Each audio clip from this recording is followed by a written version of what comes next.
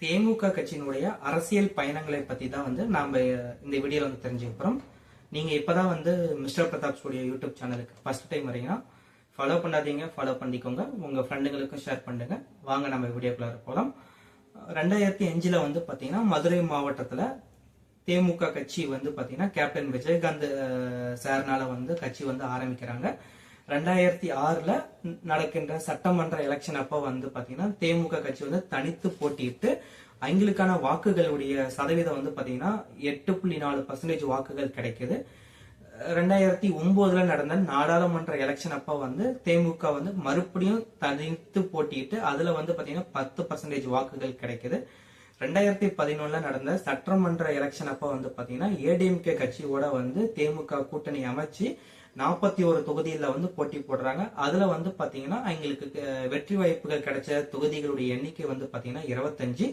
இதுல பாத்தீங்கன்னா அவங்களுடைய வாக்கு சதவீதம் எவ்வளவுன்னு பார்த்தோம்னா 7.9% வாக்குகள் அவங்களுக்கு கிடைக்குது. இது 2011 நடந்த எலெக்ஷன் ரிசல்ட். அதுக்கப்புறம் 2011க்கு அப்புறம் பாத்தீங்கன்னா 2014 நடந்த நாடாளுமன்ற எலெக்ஷன் அப்ப பாத்தீங்கன்னா தேசிய ஜனநாயக கட்சியோட கூட்டணி அமைச்சு அதுல எலெக்ஷன் ஃபேஸ் பண்றாங்க தேமுக. இதுல பாத்தீங்கன்னா அவங்களுக்கு கிடைச்ச அந்த கிட்டத்தட்ட 14 தொகுதியில போட்டி போடுறாங்க. ஆனா அந்த 14 தொகுதியில அனைத்திலுமே தோல்வி வாய்ப்பா தான் தேமுகவுக்கு கிடைக்குது. 2016 பாத்தீங்கன்னா மக்கள் நல கூட்டணியோட தேமுக கூட்டணி அமைச்சு எலெக்ஷன் ஃபேஸ் பண்றாங்க. அப்ப அவங்களுக்கு கிடைச்ச வாக்குகளுடைய சதவீதம் பாத்தீங்கன்னா 2.6%. அப்ப 2016 அந்த எலெக்ஷன்ல பாத்தீங்கன்னா தேமுக 105 தொகுதியில போட்டி போடுறாங்க. ஆனா அந்த 105 தொகுதியிலுமே பாத்தீங்கன்னா அவங்களுக்கு தோல்வியா தான் அமையுது. இது 2016 ரிசல்ட். அதுக்கப்புறம் பாத்தீங்கன்னா 2019 பாத்தீங்கன்னா மறுபடியும் தேமுக தேசிய ஜனநாயகன் கட்சியோட கூட்டணி அமைச்சு அப்ப 4 தொகுதியில போட்டி போடுறாங்க. 4 தொகுதியிலுமே பாத்தீங்கன்னா அவங்களுக்கு கிடைச்ச ஒரு வெற்றி வாய்ப்பு பாத்தீங்கன்னா எதுவுமே கிடையாது. 4 தொகுதியிலுமே தேமுக தோல்வியா தான் எங்களுக்கு அமையுது.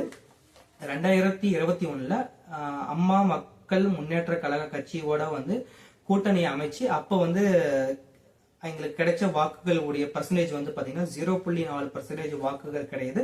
அப்போ 60 தொகுதியில போட்டி போட்டிருக்காங்க. ஆனா அந்த 60 தொகுதியிலுமே பாத்தீங்கன்னா தேமுக தோல்வி வாய்ப்பா தான் கிடைச்சிருக்கு.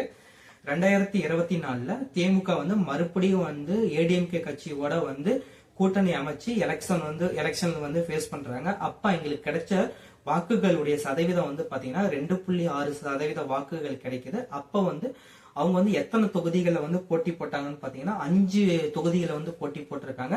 ஆனா அந்த 2.6% வாக்கு பர்சன்டேஜ் கிடைச்சாலும் 5 தொகுதியிலுமே பாத்தீங்கன்னா அவங்களுக்கு தோல்வி வாய்ப்பா தான் அமையுது. இப்ப 2026 இப்ப பாத்தீங்கன்னா தேமுக பாத்தீங்கன்னா டிஎம்கேவோட கூட்டணி அமைச்சிருக்காங்க. கேப்டன் விஜயகாந்த் சார்னால 2005 ஆரம்பிச்ச இந்த தேமுக கட்சி பாத்தீங்கன்னா தமிழக அரசியல் வட்டாரத்துல இது நாள் வரைக்கும் பாத்தீங்கன்னா டிஎம்கே கட்சியோட கூட்டணி அமைச்சது கிடையாது. ஆனா இப்ப முதல் டைம் இப்ப விஜயகாந்த் சார் இல்லாதனால இந்த கட்சியை அவருடைய மனைவியான பிரேமலதா விஜயகுமார் இந்த கட்சியை நடத்திட்டு இருக்காங்க. இவங்க பாத்தீங்கன்னா இப்ப டிஎம்கே கட்சியோட கூட்டணி அமைச்சிருக்காங்க. தேமுக கட்சி பாத்தீங்கன்னா இப்ப நடக்க போற எலெக்ஷன்ல எந்தெந்த தொகுதியில போட்டி போட்டுருவாங்க அப்படிங்கிற டீட்டெயிலா ஃபியூச்சர்ல தான் தெரிய வரும். அப்படி தெரிய வந்துச்சுன்னா நான் உங்களுக்கு ஒரு வீடியோவா மேக் பண்ணி நான் உங்களுக்கு ஒரு பிரசன்டேஷன் கொடுக்கறேன். தேமுக கட்சி பாத்தீங்கன்னா டிஎம்கேவோட கூட்டணி அமைச்சதை பத்தி நீங்க என்ன நினைக்கிறீங்க அப்படிங்கறத கமெண்ட் பாக்ஸ்ல கமெண்ட் பண்ணுங்க. நாளைக்கு நாம இன்னொரு வீடியோவோட பார்க்கலாம். Thank you so much friends.